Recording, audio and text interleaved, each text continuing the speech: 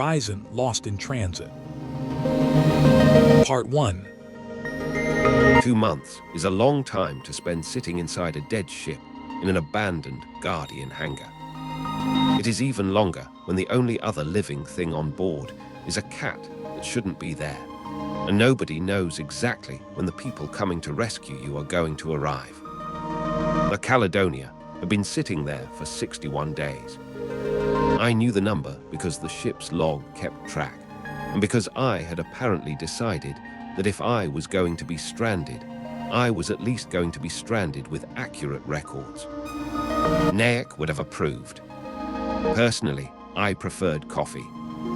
That morning, I was in the galley preparing the first pot of the day when the external communications panel began flashing. I looked at it for several seconds. The panel flashed again. I turned back to the coffee. Then I looked at the panel again. If that's another maintenance warning, it can wait until I've had coffee. The cat sitting on the counter did not respond. He never did. The panel flashed a third time. I sighed, walked over, and checked the display. It wasn't a maintenance warning. It was an incoming transmission from the outer perimeter. I put the coffee pot down and opened the channel. Union vessels, this is the UGS Caledonia. I'm the only one on board. What's your status? Caledonia, this is the research vessel Darwin. We have you on sensors. 3 ships inbound. Confirm your status. I looked at the display. How many ships? 3. A research vessel and 2 destroyers. I stared at the panel. 3 ships. 2 months earlier, 3 ships appearing in this system would have been a reason for concern. Now it was almost certainly a reason for relief. Almost. Understood. No Devourer activity detected in this system for the last several weeks. The hangar is secure. The second Guardian vessel is still here. Understood. We're beginning approach to the Guardian hangar. I smiled. About time. We have your position. We'll see you shortly. I'll be here. Hard to miss me. The transmission ended. I walked to the bridge and sat in my usual seat near the rear. Outside the forward windows, the system looked exactly as it had looked for the previous 2 months. Empty, quiet, uncomfortably ancient. The Guardian hangar was still buried inside the asteroid, hidden behind layers of rock and technology we still didn't fully understand. The Guardian ship was still there. And this is the reason the rescue team is coming. 3 ships emerged from the darkness. The first was a research and engineering vessel, large enough to carry heavy equipment and specialized personnel. Behind it came 2 destroyers. Not escorts in the ceremonial sense. Real destroyers. Their presence told me something important. The Union had not forgotten where we were. They had simply taken their time getting to us. I watched as the 3 vessels approached the asteroid and entered the hangar one after another. The doors opened with the same deep mechanical vibration I had heard countless times during my stay. The research vessel entered first, then the first destroyer, then the second. The hangar was enormous. It had been designed for vessels much larger than anything the Union currently operated, and the 3 ships looked almost small inside it. The Caledonia was parked against the far wall. The second Guardian vessel rested several hundred meters away. For the first time in 2 months, the hangar was full of people. Engineers moved toward the Guardian vessel. Technicians began unloading equipment. Security teams established a perimeter. Someone started arguing with someone else about power requirements. It was the most beautiful sound I had heard in weeks. Civilization. Competent people complaining about other competent people. I had missed it. The ramp of the research vessel lowered. A group of engineers came down the ramp, and behind them came Captain Angus MacRae. I stared at him. He stared at me. Then I looked behind him. Evan Nayak and Talia, they were all there. Everyone who had left the Caledonia was standing on that ramp. And somehow, against all reasonable expectations, they were alive. Talia was carrying a large container. Not a small container. Not a reasonably sized container. A container large enough to hold the spare parts for a ship that had spent 60 years finding new and creative ways to break itself. I pointed at it. Is that our repair kit? Most of it, Why did you bring most of it? because the rest wouldn't fit. I looked at Angus. Why did it take you so long? Angus smiled. Nice to see you too, Milo. We had transportation difficulties. Were you standing on the other side of the galaxy? Exactly.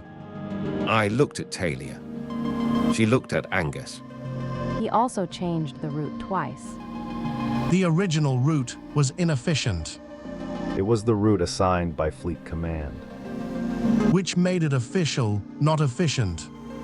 I picked up the coffee pot. I'm going back to the galley. And by the way, the cat is back. Talia looked at the cat. He's back. I didn't answer. I still didn't have an explanation.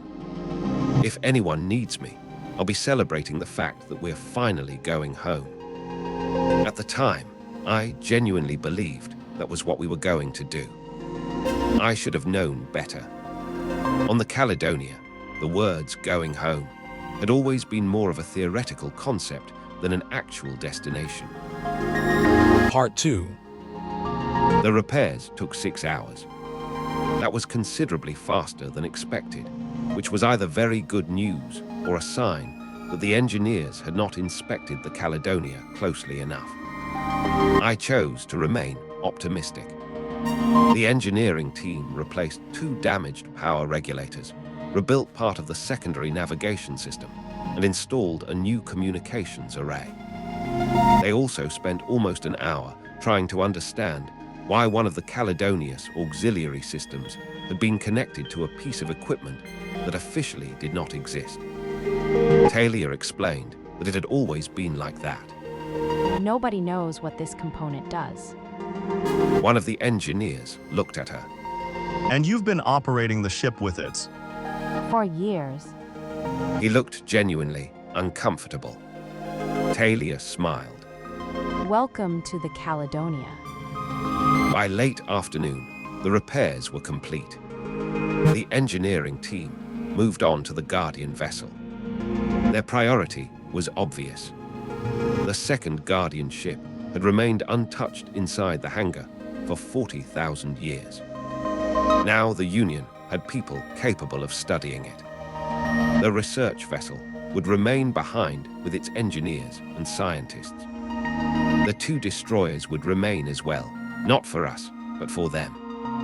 The Caledonia would depart alone. Nobody complained. I had spent 2 months waiting for them. They had spent 2 months deciding that the Caledonia wasn't worth an escort. That was the Union for you. For the first time since we had entered the hangar, leaving actually felt possible. Nayak spent 20 minutes checking the departure procedures. All navigation systems are operational. He checked the data pad. The assigned return route has been uploaded. Angus looked at him. How long? 23 days. Too long. It is the safest available route.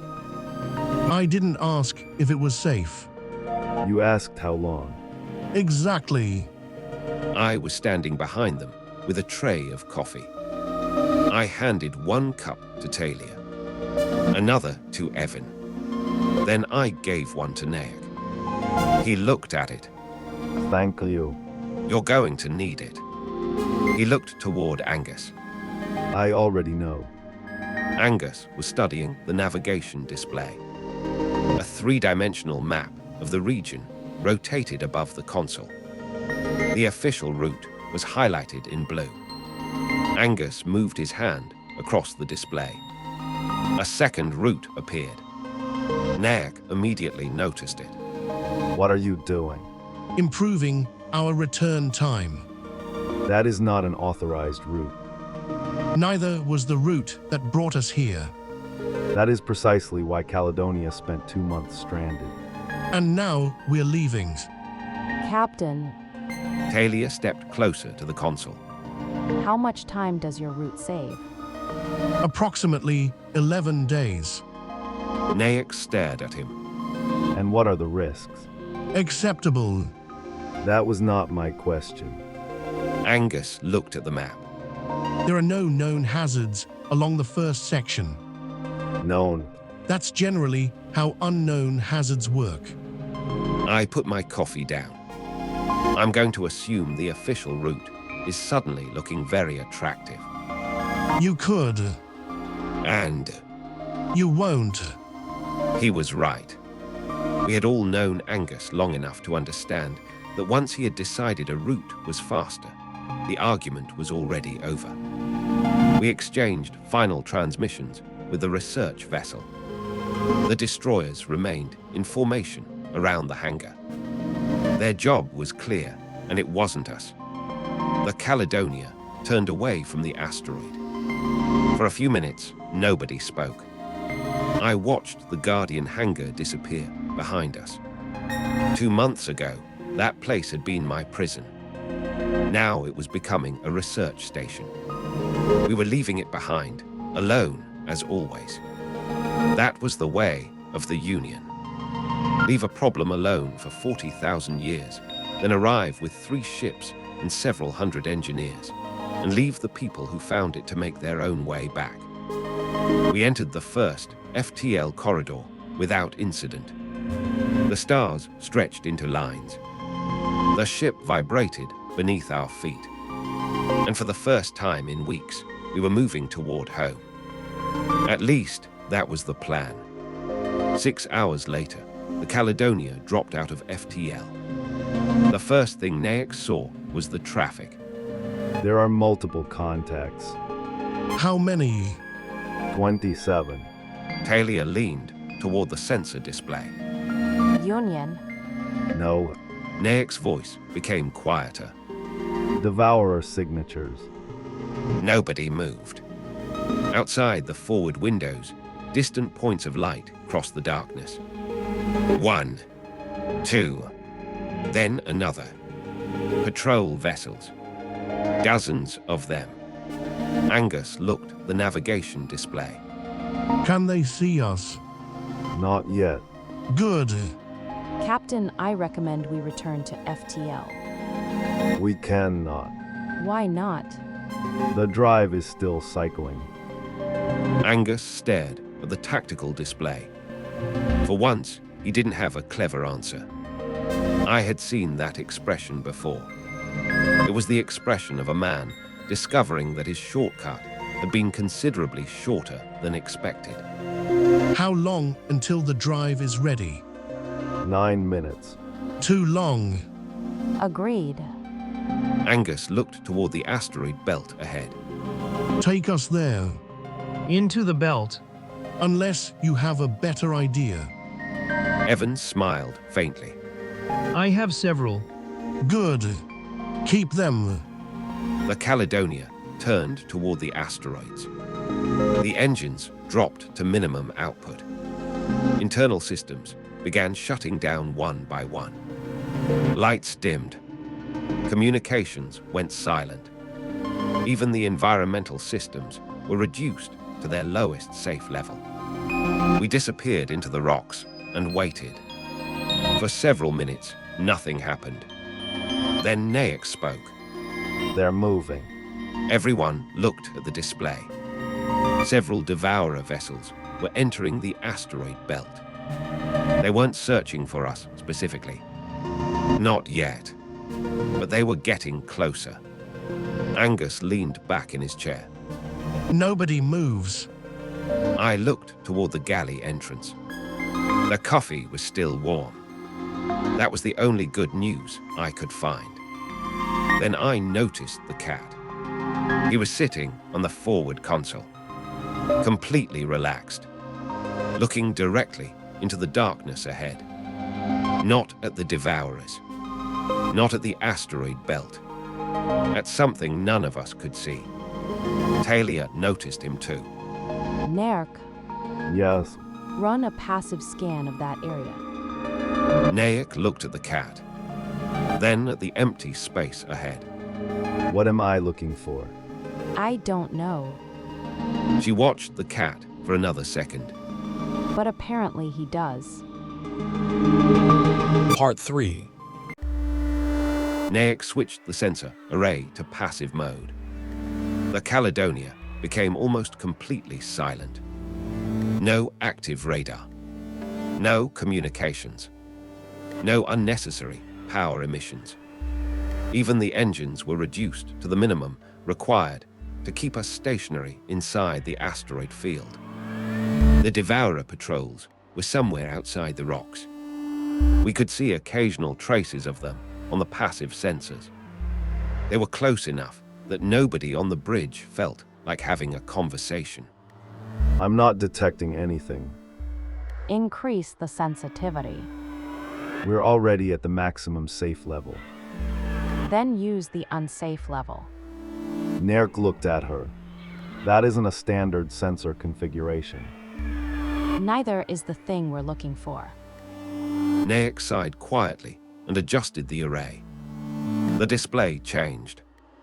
At first, there was nothing. Then a small irregularity appeared. Wait, Everyone turned toward him. there is something. Devourer. No, Unions. no, Nayak enlarged the sensor image. it's extremely weak. Electromagnetic activity below background levels. Where? Approximately 300 kilometers ahead. Talia looked toward the forward window. There was nothing there. Just darkness, stars, rocks, empty space, and the cat. He was still sitting on the console. His ears were pointed forward. His attention was fixed on exactly the same location. Angus looked at him. Do you suppose he's going to explain that? The cat blinked. Apparently not. Maybe he doesn't speak. I looked at Evan. He's a cat. Right. They rarely explain themselves. Talia ignored us. Nerk, can you characterize the signal? I'm trying. Numbers began appearing on the display. It's periodic. A transmission. Not exactly. Then what? The signal repeats at precise intervals, but there is no modulation pattern I recognize. Guardian. Possibly. That word changed the atmosphere on the bridge. We had all spent enough time around Guardian technology to know that possibly could mean anything from "we found an old power relay" to "we are about to discover something nobody has seen in 40,000 years. Can you determine its source? I believe so. Nayak marked a point on the display. There in that region. Talia leaned forward. There's nothing there. Correct. So the signal is coming from empty space. That's what the sensors indicate. Angus looked at me. I hate it when the sensors say things like that. You usually hate it when the sensors say anything. That's because they're usually telling me something inconvenient. Nayak continued scanning. There is a gravitational distortion. How large? Very small. Is it natural? I don't think so. Talia stared at the display. Can you resolve the structure? Not from here. Then we move closer. Captain, there are Devourer patrols in this system. I remember. If we activate the main engines, they may detect us. Then we don't activate the main engines. That leaves maneuvering thrusters. Good. Angus looked at Evan. Can you get us there quietly? Evan considered the asteroid field. Quietly, yes. Safely is a separate question. I'll take quietly. The Caledonia began moving. Slowly, very slowly. Evan guided the ship between the asteroids with barely enough thrust to maintain control. Every maneuver was calculated to avoid producing unnecessary emissions. Outside, the rocks drifted past the hull. The Devourers remained somewhere beyond the belt. We couldn't see them. They couldn't see us. For the moment, that was enough. The cat remained on the console. He didn't move. He simply watched. 500 meters. What do you have? The signal is stronger. The display began showing something strange. At first, it looked like a circular distortion. Then the sensors adjusted. The circle disappeared. There was still nothing visible through the window. I'm losing the visual reference. The signal. Still there. Mass. Almost zero. Energy. Minimal. Then what exactly are we looking at? Nayak stared at the screen. I don't know. Talia looked at the cat. The cat stood up. Everyone noticed. He walked across the console. Then he stopped. He looked directly at the empty space ahead and sat down again. Nayak's sensor display changed. The signal just increased. By how much? 30%. Angus looked at the cat. That's unsettling. I nodded. I've been thinking about this for months. Captain, What? I think I know what we're looking at. Go on. A spatial aperture. Talia immediately turned toward him. A portal. Most likely. Nobody spoke for several seconds. The word carried too much history. We had already seen one. We had already lost the cat through one. And now, while hiding from a Devourer patrol, we had found another. Can we get around it? Nayak checked the navigation display. Yes. Good. Talia looked at him. Can we get back to the original route without crossing the patrol? No. Angus frowned. The patrol has expanded its search area. Nayak brought up the surrounding space. Red markers appeared across the display. There are vessels on both sides of the asteroid belt. Evan leaned closer. Behind us. Angus stared at the display. The options were becoming less attractive by the second. How long until the FTL drive is ready? 3 minutes. Can we survive 3 minutes? Probably. I was hoping for something more reassuring. I can say yes. Don't. The cat suddenly jumped down from the console. He walked toward the forward section of the bridge, then stopped at the edge of the control platform. He looked back at us. For one brief moment, everyone was watching him. Then he turned toward the empty space. The sensor display flickered. Captain, What now? the portal is activating. The empty space ahead changed. There was no explosion, no flash, no dramatic burst of energy. Instead, the stars seemed to shift. The darkness folded inward. A thin distortion appeared across the forward view, almost impossible to see. Then the portal stabilized. It's open. Angus stared at it. Can we pass through? I don't know. We don't have another option. Angus looked at the Devourer contacts, then at the portal, then at the cat. I suppose we do. I was still holding my coffee. It had gone cold. I looked at the portal, then at Angus. If this goes badly, I'm blaming you. That's fair. The cat jumped back onto the console. Angus took a breath. Evan, Ready? take us in. The Caledonia accelerated toward the distortion. The stars disappeared. For a moment, there was nothing outside the ship. Then everything changed. Part 4. I have experienced FTL travel many times in my life. I've experienced it in military transports, medical ships, supply vessels, and once in a shuttle whose pilot had apparently confused the recommended acceleration profile with a personal challenge. None of those experiences prepared me for the inside of a Guardian portal. There was no sensation of acceleration, no vibration, no distortion of time that we could perceive. For several seconds, there was simply nothing outside the Caledonia. The forward windows showed darkness so complete that it seemed less like empty space and more like the absence of space altogether. Then the stars returned. Every alarm on the bridge activated at once. We're out.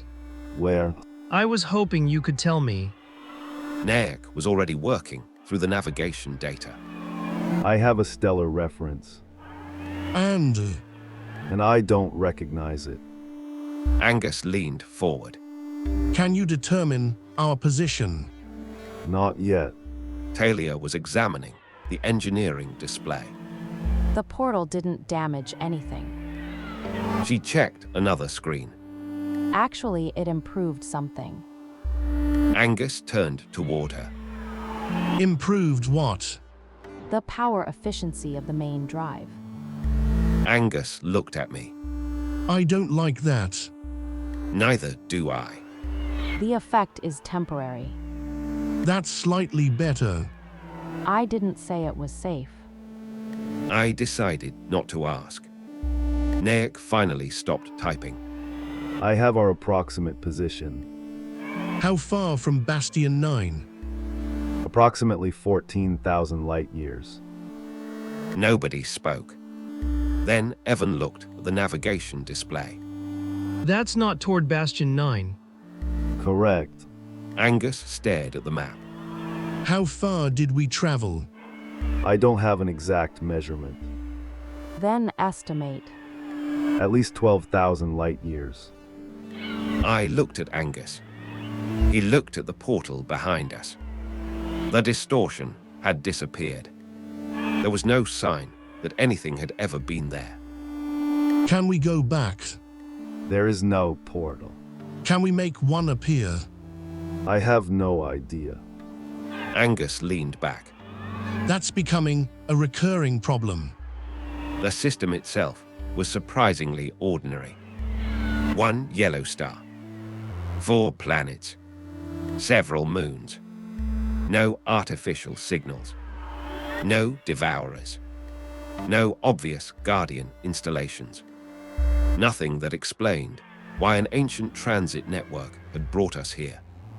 Evan adjusted the orbital display. There is a habitable planet. Any signs of civilization?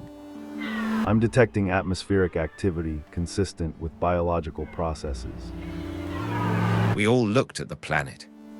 It was blue and white beneath us. Clouds moved slowly across its surface. It looked peaceful, which, in our experience, was never a reliable indication of anything. Do we investigate? We don't have enough fuel for extended operations. Then we shouldn't waste time. Angus nodded. Agreed. For once, he made the sensible decision. We stayed in orbit for 11 minutes. Nayak collected what data he could. Talia checked the ship. Evan kept watch. I made coffee. The cat slept. Then Nayak detected another signal. I have something. Devourers. No, Guardian. I don't know. Nayak expanded the scan. It's artificial. Angus stood. Where's? On the fourth planet. The planet was dark. No cities. No orbital infrastructure. No obvious transmissions. Just a faint signal from somewhere on the surface. Could be an automated station. Possibly. Can we identify it? Not from orbit. Angus considered the planet. We are not landing. I almost applauded. Then the cat woke up. He stood on the console and looked toward the fourth planet.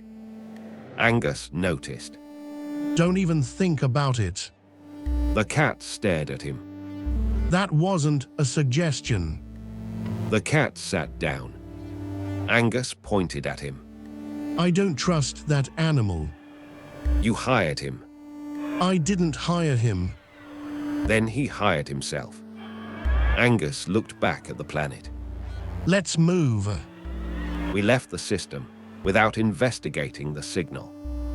It was probably the right decision. Probably. Nayak continued working on the navigation problem. He compared our position with the data from the previous portal. Then he compared the gravitational readings. Then the electromagnetic patterns. Then the last known position of the original portal. I think I understand something. That's good. I don't think the portals are random. Talia looked over. What did you find? The first portal transported us a very long distance, but the destination wasn't arbitrary. What does that mean? There is a geometric relationship between the entry point and our current system. Angus frowned. Can you control it? No, Can you predict it? not yet. Then you're describing a problem, not solving one. I am aware of that. Talia smiled faintly. He's learning from you. That's unfortunate. We continued for another 6 hours. Then the portal appeared again. Not behind us. Not in front of us. Somewhere to our port side. I have another distortion. Distance. 200 kilometers. Was it there before? No, Everyone looked at the cat. He was awake. Sitting on the floor this time. Looking toward the distortion. Talia crouched beside him. Do you know where this one goes? The cat looked at her. I suppose that means no. He walked away. Angus watched him. I think he's enjoying this. He's a cat. That's not an answer. It's the only answer I've got. The second portal remained open. We could have ignored it. We could have continued through normal space, eventually reached a Union system, and spent weeks explaining to Fleet Command why our captain had once again ignored an assigned route. Instead, we looked at the portal. Then we looked at the map. And then we looked at the cat. It was not a scientific method. It was not even a particularly good decision. But we had already learned something important. The portals were connected. If we could find another one, perhaps we could eventually find our way home. Nayak, yes, record everything. I have already begun. Good. Angus looked toward the portal. Let's see where this one takes us. The Caledonia approached. The cat watched from the floor. The distortion widened. The stars vanished. And once again, the Caledonia entered a place where no Union navigation chart had ever recorded its passage. Part 5. By the fourth passage, we had stopped pretending that we understood what the portals were doing. By the sixth, Nayak had stopped pretending that our destination could be predicted. By the eighth, Angus had stopped asking whether we should enter the next portal. By the 10th, I had stopped asking where we were. The answer was always the same. somewhere else. The second portal had taken us to a system almost completely empty, with a red dwarf and 3 frozen planets. The third had brought us into a region filled with enormous clouds of interstellar dust. The fourth had deposited us only a few hundred light years from the current position of the horizon. That discovery had produced the first genuinely useful piece of information. We had been nowhere near the horizon when we entered the network. Yet one of the portals had carried us directly across a substantial portion of the route the horizon was exploring. If this coordinate is correct, the horizon passed within 200 light years of this system, approximately 3 months ago. Can we contact them? Not without a stable communications route. Can we reach them? We don't know where the next portal will take us. Angus nodded. Then we'll keep looking. That became our strategy. It was not a particularly sophisticated strategy. We found a portal. We entered it. We recorded where we emerged. Then we looked for another portal. Somewhere between the 7th and 8th passage, Nayak began building what he called a probabilistic transit map. I called it a collection of guesses. It is not a collection of guesses. You have arrows pointing in 6 different directions. They represent possible connections. That's a sophisticated way of saying guesses. Your understanding of navigation remains disappointing. I've been lost for 11 days. Exactly. Talia was becoming increasingly interested in the portals themselves. She discovered that the Caledonia systems behaved differently near them. The portal is interacting with the ship. Is that dangerous? I haven't determined that yet. Then let's assume it is. That would be scientifically irresponsible. It's kept us alive so far. She continued scanning. The effect isn't uniform. What do you mean? The portal responds differently depending on where the ship is positioned. Nayak looked at the data. That could indicate a directional field. Or a selection mechanism. Angus looked between them. Are you saying the portal chooses where we go? I'm saying we haven't demonstrated that it doesn't. That was not particularly reassuring. On the 9th passage, we entered a system containing a dead civilization. Its planet was covered in enormous geometric structures. Roads, towers, artificial lakes. Everything was perfectly preserved. Nothing moved. There were no transmissions. No signs of recent habitation. No obvious explanation. We didn't investigate. We had learned that curiosity was not always worth the fuel. On the 10th passage, we found Devourers. 3 patrol vessels emerged on the edge of the system less than 20 minutes after our arrival. We activated the camouflage immediately. Nobody spoke. The Devourers passed within range. Their sensors swept across the region. Then they continued on their way. Once again, the Guardian camouflage worked. Once again, it wasn't perfect. We could still detect traces of their scans. And for several uncomfortable seconds, one of the vessels turned directly toward us. I don't think they saw us. They may have detected an anomaly. We should leave. Eyes agree. We found another portal less than an hour later. This one was different. It appeared above a planet surrounded by a thin ring of debris. The distortion was much larger than the others. This portal is significantly more powerful. Does that mean it takes us farther? I have no evidence supporting that conclusion. Nayak, It probably takes us farther. We entered. The transition was almost instantaneous. Then the Caledonia emerged above a star we had never seen before. Nayak stared at the navigation display. I have a position. And We're back inside the Union's mapped territory, Everyone looked at him.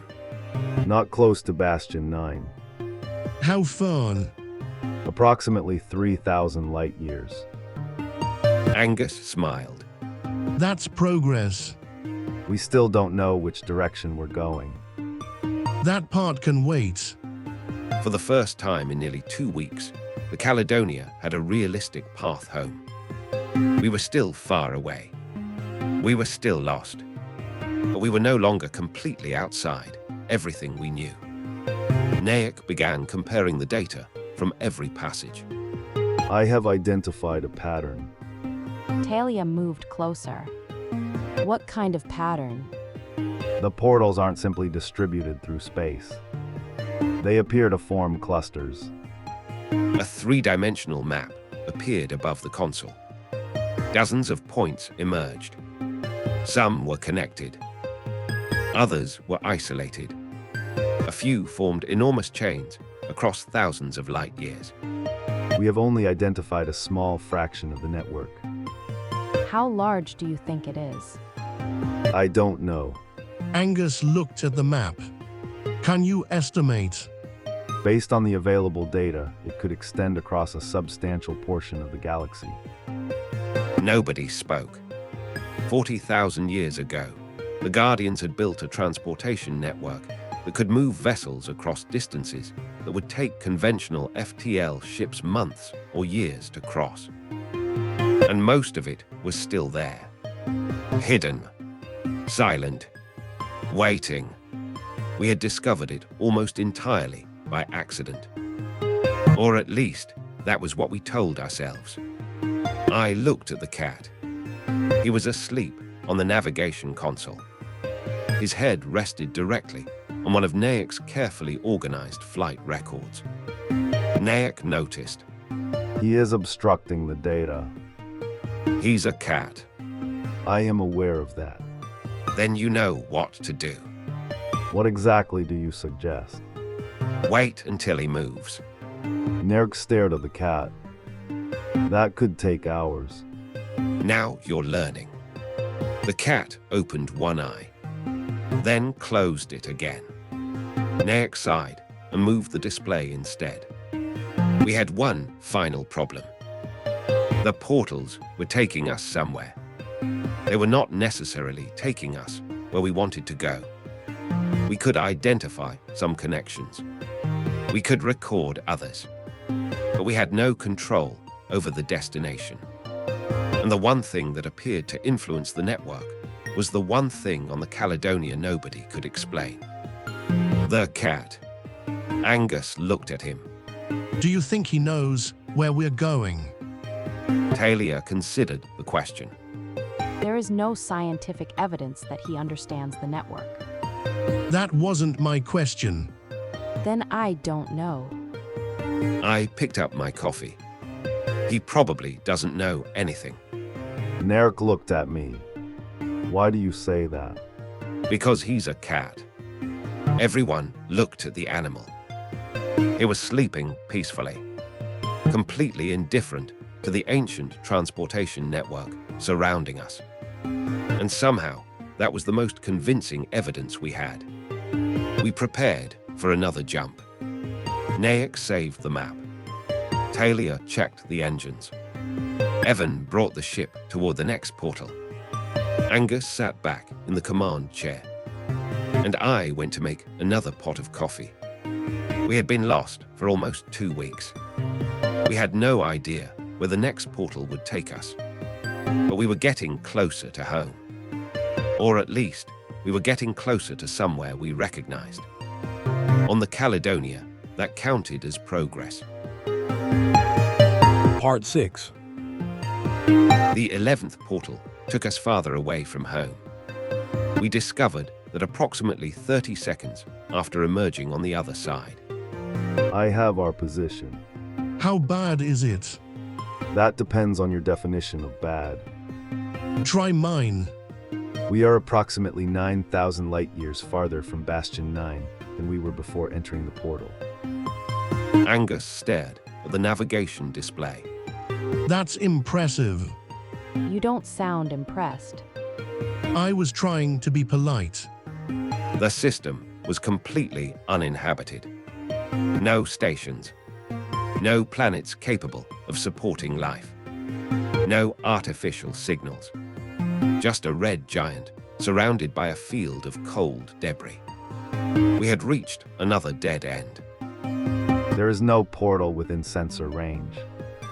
How long will it take to find one? I cannot estimate. Then let's start looking. We spent 14 hours searching. Eventually, Nayak detected another distortion. It was weak. Very weak. But it was there. I have another one. Where? 37 million kilometers from our current position. Angus looked at Evan. Take us there. I was hoping you'd say that. We reached the portal without incident. The cat was already waiting. Nobody had seen him leave the bridge. He was simply there, sitting beside the forward console, looking toward the distortion. Talia crouched beside him. You seem very confident about this. The cat looked at her. That isn't an answer. He stood and walked toward the center of the bridge. Then he stopped. Nayak watched him carefully. I am beginning to suspect that his movements correlate with the portal activation. Suspect. I don't have enough data to establish causation. So you don't know. Correct. Angus looked at the cat. At least someone on this ship is honest. We entered the 12th portal. This time, something was different. The transition lasted longer. Not seconds. Almost a minute. The entire ship seemed to pass through a region where the laws of navigation became suggestions rather than rules. Then the stars returned. Nayak checked the sensors. I recognize this region. How well? Well enough. Angus leaned forward. Where are we? Inside Union territory. Nobody celebrated. Not yet. More precisely, we're approximately 3,000 light-years from Bastion 9. That's close enough. We still have to travel the distance. That is generally how distance works. I went back to the galley. For the first time in almost 2 weeks, I made coffee without wondering whether the next cup would be consumed in a completely different part of the galaxy. I was halfway through preparing breakfast when the bridge called. Milo, you should come up here. Is something wrong? Not exactly. That's usually how these conversations begin. I went to the bridge. Nayak had projected the transit map above the main console. It looked nothing like a conventional navigation chart. It was a network. Dozens of points. Some connected directly. Others separated by enormous distances. Several routes disappeared into regions we had never explored. We had only mapped a tiny portion of it. This is everything we recorded. I looked at the map. How much of the network is that? I don't know. Probably very little. Talia was standing beside him. The Guardian network may extend far beyond the regions we've explored. Angus looked at the map. And we found it because the cat was staring at empty space. That's an accurate summary. I was hoping you would say something less disturbing. I looked at the animal. He was sitting on the floor, cleaning one paw, completely uninterested in the map. I had spent enough time around him to know that this was normal. He had always behaved as though the rest of us were unnecessarily concerned with things that were none of our business. We ran every test we could think of.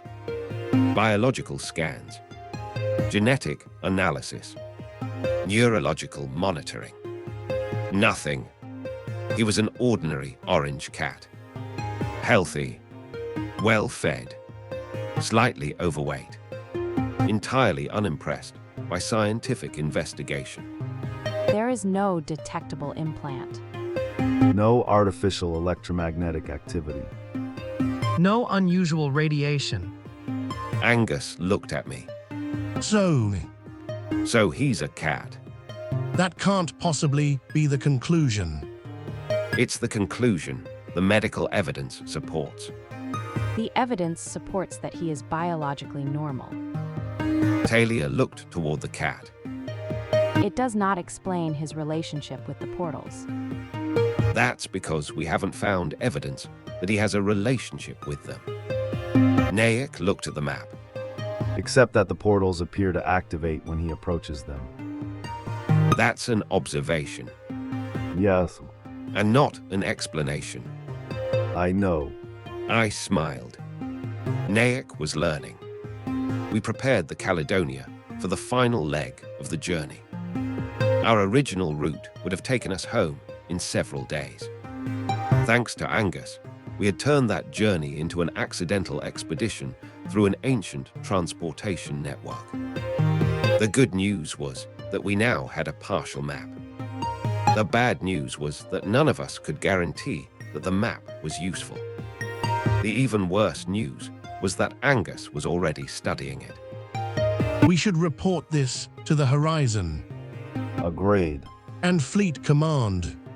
Definitely. We should also include every sensor reading from every transit. Nayek, I was planning to. Good. I looked at Angus.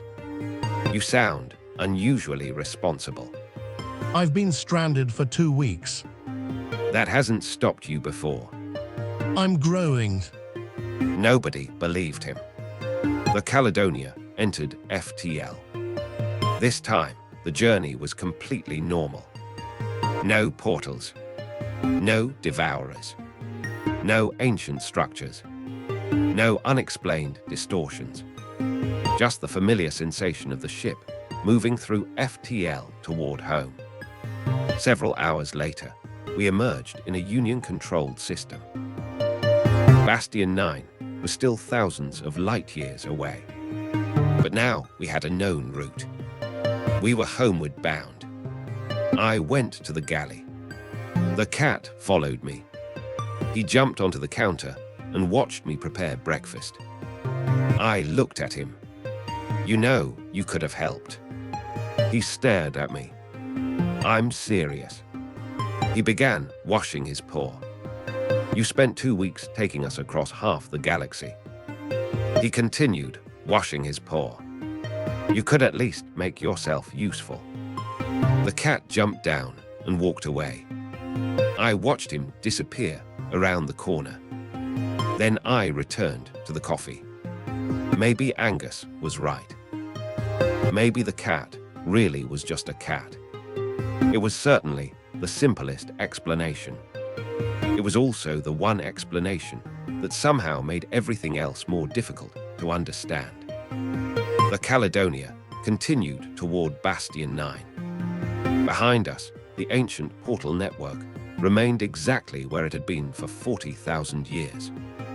Silent, invisible, waiting. We had mapped only a fraction of it. We still didn't know who built every part of the network, why some portals remained active, or how the system selected its destinations. We didn't know why the Caledonia could pass through portals that ignored our probes. And we certainly didn't know why the same ordinary orange cat seemed to know where those portals were. But we had learned something. The galaxy was larger than our maps suggested. Much larger. And somewhere beyond the routes known to the Union, the Guardians had built a network capable of crossing distances that our civilization had only begun to imagine. We had accidentally found a door into that network. We had no idea how to operate it. We had no idea where it could take us. And unfortunately, we had a cat who seemed to know exactly where the doors were. Angus later described the entire incident in his official report as an unplanned navigational deviation. Nayak submitted a correction. Taylor submitted 17 pages of technical data. Evans submitted a flight log that was considerably more flattering to himself than anyone else remembered. I submitted the food inventory. The cat submitted nothing. As usual, he was classified as cargo. He continues to disagree with that classification. And as far as I know, nobody has yet found a better one.